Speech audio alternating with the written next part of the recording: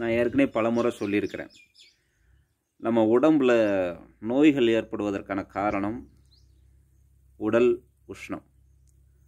So இந்த உடல் சூடு நம் உடலில் சரியாக சமமாக உடல் சூடு இருந்தால் தான் மனிதன் அவனுக்கு அந்த உடம்பில் இருக்கக்கூடிய அந்த 7 சக்கரங்கள் ஆதாரமாக செயல்பட்டு கொண்டு இருக்கக்கூடிய அந்த 7 சக்கரமும் நன்றாக இயங்கும்.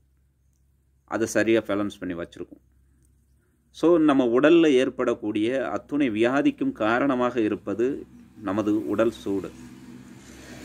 அந்த உடல் சூடை சமப்படுத்தணும் இல்லையா?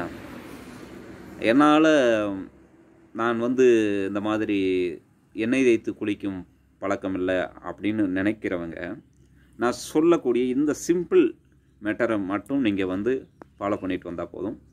உடனே உடல் சூடு எப்படி தணிகிறது என்பதை நீங்கள் உணர்வுபூர்வமாக உணர முடியும். ஸோ நம்ம உடலில் மொத்தம் 72,000 நரம்புகள், நாடி நரம்புகள் இயங்குகிறது. அதுவும் சரியாக இயங்கணும் இல்லையா? உடல் வெப்பமும் சரியாக சமமாக இருக்கணும். சக்கராஸ் அற்புதமாக வேலை செய்யணும். அதுக்கு இந்த சக்கராஸ் எல்லாம் சரியாக வேலை செஞ்சு உடல் சூடு சமமாக இருந்ததுன்னா நம் முகம் தேசஸாக ரொம்ப அழகாக மாறும் இல்லையா? வவுறு சம்பந்தப்பட்ட பிரச்சனைகள், உப்புஷம், வவுரில் உப்புஷம் ஏற்படக்கூடிய பிரச்சனைகள், வயிற்றுப்போக்கு இல்லைன்னா வவுத்து கடுப்பு போன்ற பிரச்சனைகள், இப்படி எண்ணற்ற பிரச்சனைகள் இந்த உடல் சூட்டினால் ஏற்படும். ஸோ பல்வேறு வியாதிகளுக்கு மூல காரணமாக இருப்பது இந்த உடல் சூடு. அதை தணிப்பதற்கு நான் சொல்லக்கூடிய இந்த ரெமெடி மிக அற்புதமான பலன் தரும். நல்லெண்ணெய் நல்லா எழுதி வைத்து கொள்ளுங்கள் சரியா? முழுவதுமாக வீடியோ பாருங்கள். நான் சொல்கிற விஷயங்களை புரிஞ்சுட்டு அதுக்கப்புறம் நீங்கள் மற்ற விஷயத்தை ஃபாலோ பண்ணுங்கள். நல்லெண்ணெய் ஒரு 100 ml இல்லைன்னா 200 ml எடுத்துக்கோங்க சரியா? நீங்கள் எவ்வளோ ml எடுக்கிறீங்களோ அதுக்கு தகுந்த மாதிரி இதை கூட்டிக்கலாம். 100 ml நான் இப்போ சொல்கிறேன். நல்லெண்ணெய் 100 ml. அதோட ஆட் பண்ணுறது வேறு ஒன்றுமே இல்லை, மஞ்சள் இருக்கு இல்லையா? மஞ்சள் அரை ஸ்பூனு, நம்ம ஒரு ஸ்பூன் வீட்டில் பயன்படுத்தோம் இல்லையா? அந்த ஸ்பூன் ஒரு அரை ஸ்பூனு மஞ்சளை கலந்துக்கணும். அதோட அதே மாதிரி பார்த்தீங்கன்னா மிளகு, இந்த மிளகு என்னென்னு கேட்டிங்கன்னா ஒரு 10 எண்ணம் எடுத்துக்கோங்க. 10 எண்ணத்துக்கு மேலே தேவையில்லை. 10 எண்ணம் அல்லது 8லேருந்து 10, இது அவ்வளோதான் சரியா? ஒரு 10 எண்ணம் மிளகு எடுத்துக்கோங்க. ஸோ அதுக்கு அடுத்தாப்புல என்னென்னு கேட்டிங்கன்னா வெள்ளை பூண்டு, நாட்டு வெள்ளை பூண்டு இல்லைன்னா வடநாட்டு வெள்ளை பூண்டுன்னு சொல்லுவாங்க இல்லையா? அந்த வடை பூண்டுன்னு சொல்லுவாங்க கடைகளில். அந்த வடை பூண்டை கூட நீங்கள் எடுத்துக்கலாம். அது ரொம்ப எல்லாம் இல்லைங்க, 2 சுளை எடுத்துக்கோங்க. 2 பூண்டு எடுத்துக்கோங்க. 2 பூண்டு பல்லுன்னு சொல்லுவாங்க. அந்த 2 பூண்டு பல் அளவு எடுத்துக்கோங்க சரியா? 2லேருந்து 3 வரை கூட நீங்கள் இதில் ஆட் பண்ணலாம், ஒன்றும் பிரச்சனை இல்லை. இந்த 4 ஐட்டம் தான். இதை என்ன பண்ணுறீங்கன்னு கேட்டிங்கன்னா எண்ணெயை முதல்ல காய வைக்கணும். வடைச்சட்டிலாம் எண்ணெயை நல்லா காய வச்சுக்கணும். எண்ணெயை காய வச்சு இதையும் அதோடு சேர்த்து ஆட் பண்ணிடணும். எல்லாத்தையுமே மிக்ஸ் பண்ணிடணும் சரியா? இந்த மிளகை நீங்கள் என்ன பண்ணணும்னு கேட்டிங்கன்னா பொடியாக்கிடணும். பொடியாக்கி அதில் உள்ள இது பண்ணிடணும். மஞ்சள் ஏற்கனவே பொடியாக தான் இருக்கும், மஞ்சள் தூள். இந்த இதையும் என்னென்னா வெள்ளை பூண்டையும் நல்லா இடித்து உள்ளே போட்டுடணும் சரியா?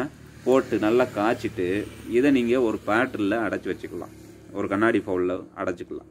அடைச்சிட்டு வேறு ஒன்றுமே செய்ய வேண்டாம். நம்ம காலினுடைய இந்த இருக்கு பாருங்க பெருவிரல், இந்த பெருவிரல் இருக்கு இல்லையா?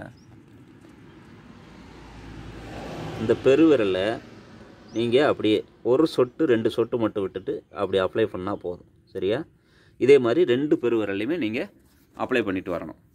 ஸோ இந்த மாதிரி நீங்கள் அப்ளை பண்ணிட்டு வரும்போது என்ன ஆகும்னு கேட்டிங்கன்னா, நீங்கள் அப்ளை பண்ணி கரெக்டாக ஒரு குளிக்கிற, இப்போ நீங்கள் காலையில் நான் ஒரு 7 மணி 8 மணிக்கு குளிக்கிறோம்னா அதுக்கு நீங்கள் ஒரு ½ அன் ஹவருக்கு முன்னாடி ஒரு 20 நிமிடத்துலேருந்து 25 நிமிடம் இல்லைனா அதிகபட்சம் அரை மணி நேரம் தாங்க.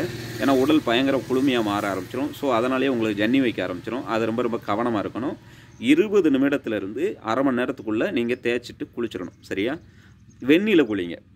நீங்கள் இந்த இதை வச்சுட்டு வெந்நீரில் குளிப்பது ரொம்ப உத்தமம்.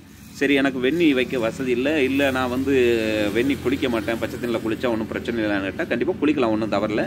பச்சை தண்ணியில் குளிக்கும்போது கீழே இருந்து தண்ணியை மேலே ஊற்றிட்டு வாங்க சரியா? தலையில் இறுதியாக ஊற்றுங்க.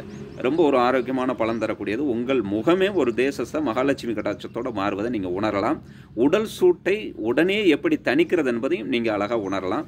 சும்மா எளிய மெத்தடு பாருங்கள். இதெல்லாம் நம்ம முன்னோர்கள் காலகாலமாக கடைபிடித்து வந்த விஷயந்தான். எங்கள் தாத்தா கூட பார்த்தீங்கன்னா என்னுடைய தகப்பனாருடைய தகப்பனார். எங்கள் தாத்தா பார்த்திங்கன்னா இந்த ரெமடியை வந்து ரொம்ப நாள் செஞ்சுக்கிட்டு இருந்தார். கடைசி வரைக்கும் மரணத்தின் வரைக்கும் கூட அவர் அவ்வளோ ஒரு ஆரோக்கியமாக வந்து வாழ்ந்தார். உடல் ஆரோக்கியத்தோடு அவர் இருந்தார். எனவே நீங்கள் இந்த மாதிரி மெத்தடுகள்லாம் ஃபாலோ பண்ணி உடல் உஷ்ணத்தை தணித்து நோய் நொடியற்ற ஒரு சமூகத்தை உருவாக்க வேண்டும் என்கின்ற ஒரு நல் ஆசையோடு இந்த பதிவு. நன்றி, வணக்கம்.